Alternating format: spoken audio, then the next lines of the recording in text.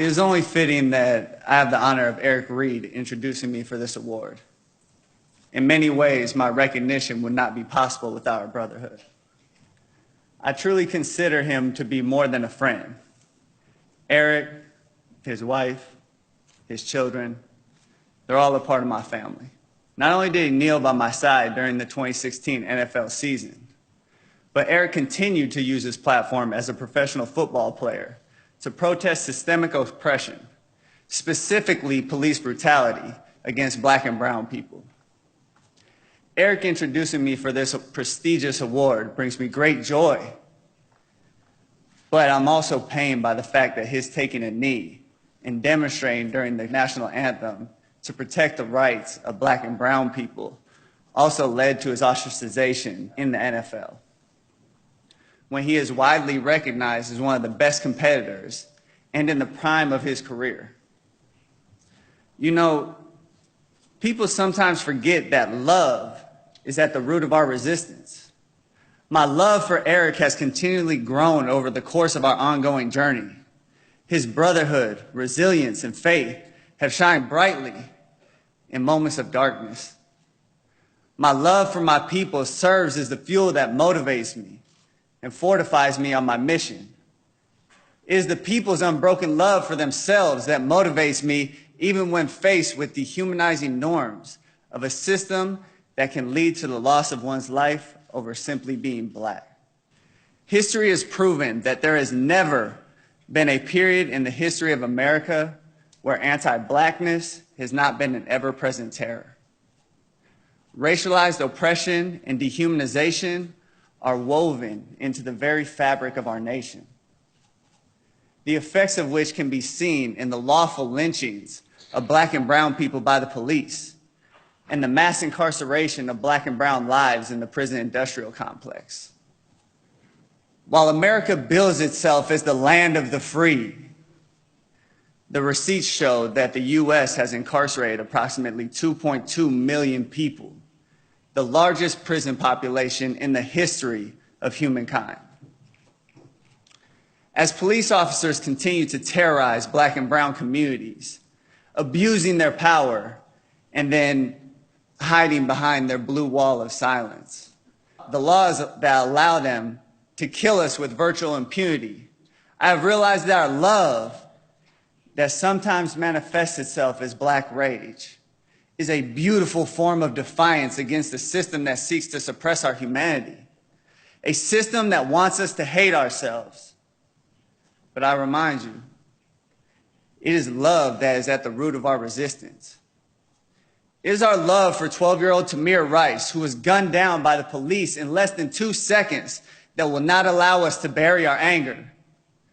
It is our love for Philando Castile, who was executed in front of his partner and his daughter, that keeps us fighting back. It is our love for Stephon Clark, who was lynched in his grandma's backyard, that will not allow us to stop until we liberate our people. Our love is not an individualized love. It is a collective love. A collective love that is constantly combating forms of racialized hate. Chattel slavery, Jim Crow, new Jim Crow, massive plantations, mass incarceration, slave patrols, police patrols.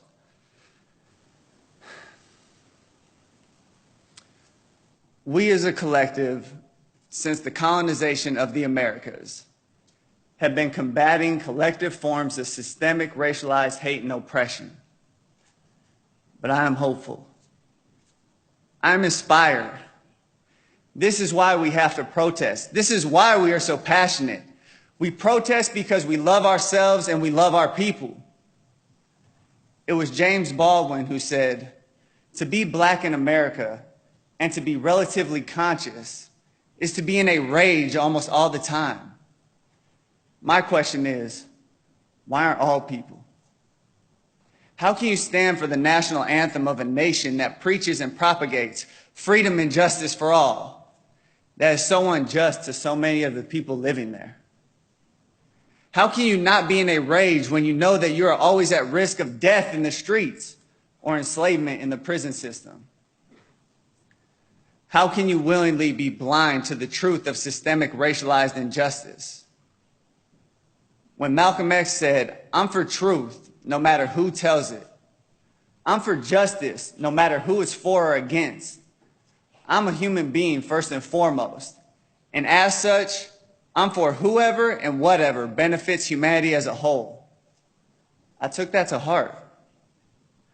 While taking a knee is a physical display that challenges the merits of who is excluded from the notion of freedom, liberty, and justice for all, the protest is also rooted in the convergence of my moralistic beliefs and my love for the people.